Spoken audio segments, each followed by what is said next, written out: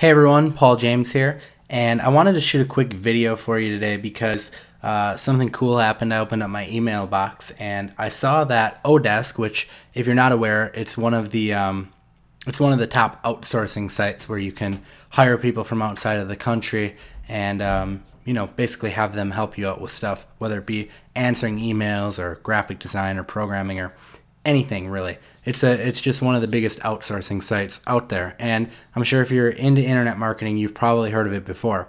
So I thought it was pretty cool. I got this award for being within one of the top 10% of Odesk clients for hiring people. So I thought that was kind of cool, and I thought given that I got this kind of cool little award, I would go ahead and give you some outsourcing tips so that you can go and scale your business, because one of the biggest battles, I think, in scaling a business is outsourcing, because you need to hire the right people and train them, and finding the right person really is the hardest part. So that's what this video is going to be all about.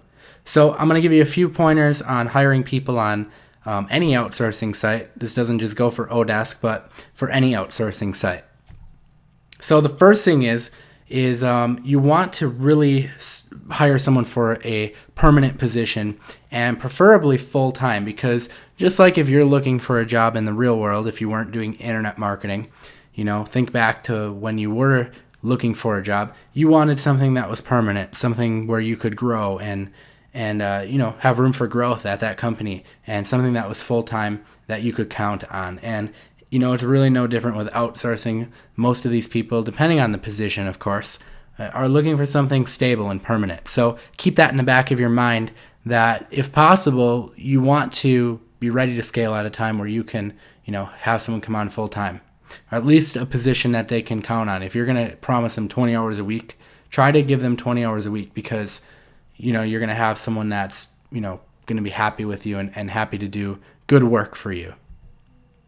The other thing when you're hiring people is to really check out their ratings. Okay, one thing that I do is I go through and I check out, what their other employers thought of them. And that's the other thing too, is I never hire anyone who has under, maybe like 100 hours.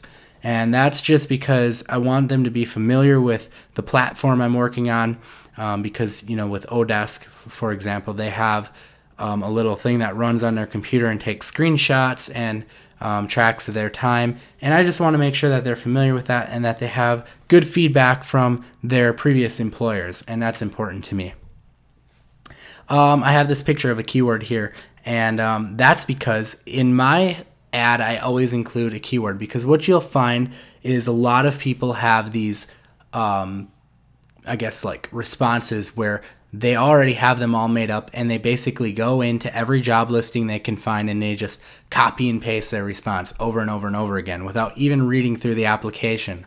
So sticking a little keyword in there is a great way to get that that kind of person filtered out. So you can go through the list of 50 people who applied for your job, and you can give them a keyword. So say, for example, I say something like put the word alien in the first sentence of your job application. Well, if I don't see that word alien in the first sentence of the job example, I know that they probably didn't read my application, and I'm going to move right past it and skip it.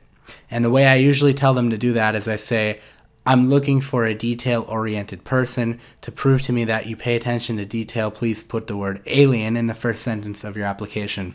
And you'll find that the really good people get really creative with this and have a lot of fun with it. And they'll actually make a sentence out of it that's kind of funny, and it'll grab your attention. And I found my best employees by doing, just this one technique. It works really well. The other thing I like to do is I like to set up an interview, okay? And the reason I do that is because I want to set it up for a certain time. I want to have them get on Skype with me, and it doesn't have to be face-to-face or even a call, just chatting back and forth. And the reason I do that is because I want to see if they'll show up on time. I want to see, how serious they are about the job. And then I'll just get on with them and ask them questions and tell them a little bit more about the position, see what they think about it, learn a little about their personality, and kind of get a feel for if I think they're going to be right for the job. And then the last thing that I want to say about this is, well, actually there's two more things, but one thing first is that I always like to make sure that I'm compensating them appropriately. And, I mean, you want to look at from the perspective of you want a long-term employee. So if you're going to go and cheapskate them and not give them what they're really worth, or what they're asking, I should say, you're going to end up with someone who, isn't really happy or thrilled about that and isn't excited to work for you. So bottom line is, ask them what they need to, comfortably live on and comfortably be able to be excited about coming to work every day. And you should give them that amount, okay? Obviously, it has to be reasonable, but that's one thing you want to keep in the back of your mind. Don't pay someone pocket change, because that's what you're going to get in return for, the quality of work. The other thing I like to do is I like to give them a test. Once I decide I'm going to hire them and we come to that conclusion, I say that I'm going to test you out, okay? I'm going to hire you, but I'm going to give you a little test. If you don't pass this test, then we'll just part ways, and I'm going to keep looking. Now, this test isn't, like a test, choose the best answer, multiple choice. It's nothing like that. But if I'm hiring, like, for example, say a graphic designer, I might just have them design me a quick little header for one of my websites. And if it's not what I'm looking for, and it's not what I expected, and it wasn't done in a timely fashion or whatever, then I move on and I don't waste any more time with that outsourcer. Okay, so in another example, if I was going to hire a writer, I would have them write me a quick, 500-word article on whatever topic I needed, and took a look at the quality, how long it took them to do that, and just see if it was up to par to my expectations.